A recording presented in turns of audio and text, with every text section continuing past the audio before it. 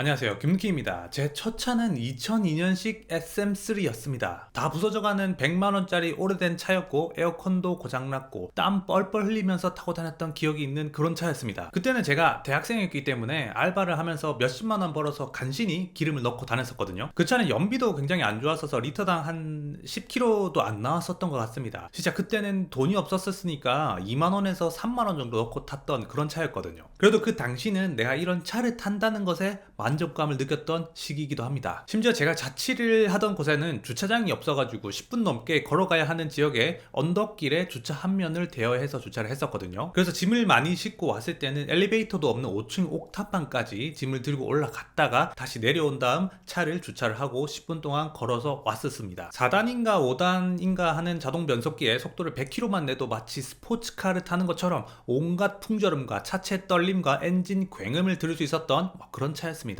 그걸 타고 서울에서 강원도도 가고 경상도도 가고 전국을 누볐었습니다. 한 번은 전 여친 현 와이프를 태우고 여름에 고상한 데이트를 즐긴답시고 미술관에 가고 있었는데 차가 너무 뜨거워져서 둘이 땀을 뻘뻘 흘렸던 기억이 있었거든요. 심지어 그때는 아내가 연보라색 원피스를 입고 있었는데 땀을 너무 많이 흘려가지고 얼마나 창피했겠습니까? 그래도 제 아내는 제가 그때 그 똥차를 엄청 당당하게 태워주면서 아무렇지 않아 하는 모습에 굉장히 신기하고 관심이 갔다고 하더라고요. 어쨌든 그건 여담이고 저는 그런 차를 부끄러워하지는 않았었습니다. 내 수준에 너무 잘 맞는 차라고 생각을 했었으니까요. 그리고 그 다음 차는 대망의 중고벤츠 C클래스였습니다. 2015년식이었고 C200 아방가르드 트림이었죠. 2015년엔 W205 C클래스의 한국 출시 초기쯤 모델이기도 하고 아방가르드는 그 중에 옵션이 많은 트림입니다. 2000cc 싱글터보 가솔린 엔진의 고급 휘발유를 권장하는 184마력 준중형 사이즈 차량이죠. 솔직히 이때 너무 한 번에 많은 계단을 뛰어놓은 것이 아닌가 하는 생각이 들기도 합니다. 이 당시에 제가 차를 고르는 방식은 성능보다는 디자인 쪽에 있었습니다. W205, W213, W222, C클래스, E클래스, S클래스가 가지고 있는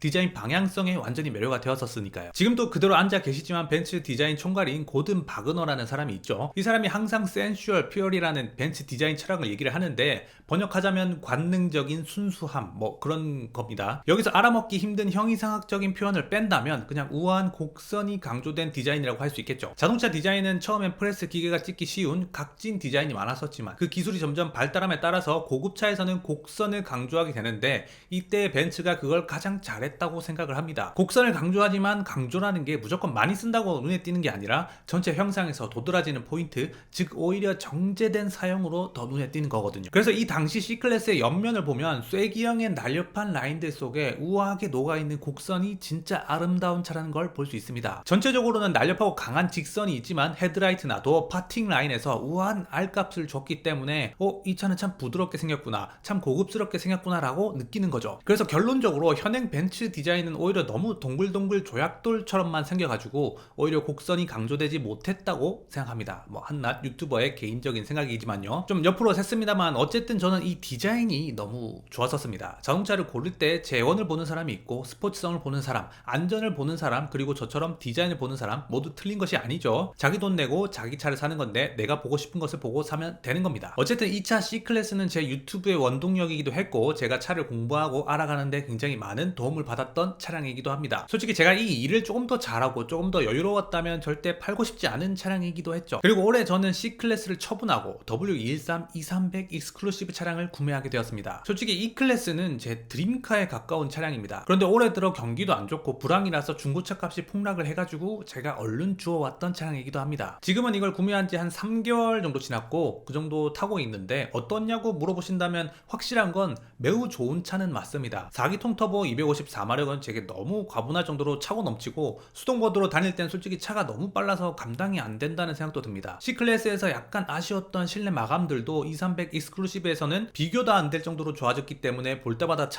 이 차는 참 고급차라는 걸 느끼게 됩니다. 이게 신차값이 거의 8천에서 9천만 원짜리 차였기 때문에 나파 가죽 시트도 있고 대시보드 마감도 좋고 헤드라이닝은 조금 짜치지만 그래도 전반적으로 매우 좋습니다. 그런데 이 너무 좋다는 게 진짜 내가 생각했던 것처럼 너무 좋으면 여기서 약간의 인지 부조화가 온다고 해야 될까요? 그런 게 조금 있습니다. 내가 목표했던 차를 산 건 맞지만 내가 이런 차를 몰아도 되는 사람일까라는 생각이 갑자기 들기 시작했던 거죠. 뭔가 아직까지는 그냥 누구한테 빌린 느낌이고 온전히 내 것이 아닌 느낌이 약간은 있습니다. 이게 평생 추리니만 입고 살다가 갑자기 양복 같은 걸 맞춰 입은 그런 느낌? 뭔가 넥타이도 목이 졸리고 발목 양말도 너무 타이트하고 구두도 너무 딱딱하고, 근데 옷감은 너무 부드럽고 멋있고 빛나는 뭐 그런 느낌과 비슷한 것 같습니다. 꼭 이런 이유 때문만은 아니지만 솔직히 말씀드리면 제가 최근에 한 200만 원 수준의 아주 값싼 차를 한 대 더 샀거든요. 그 차는 유튜브에서 굉장히 유명한 랠리카 기질도 있고 경차의 수동차입니다. 그래서 이건 뭐 제가 아직 컨텐츠로 쓸 생각은 없고요. 나중에 뭐 할 수도 있겠지만 아직은 없습니다. 워낙 많은 분들이 다루고 계시기 때문에 제가 하는 게 뭐 큰 의미가 있을까 싶습니다. 그것보다는 제가 사업상에 박스들을 실어서 나를 일이 있는데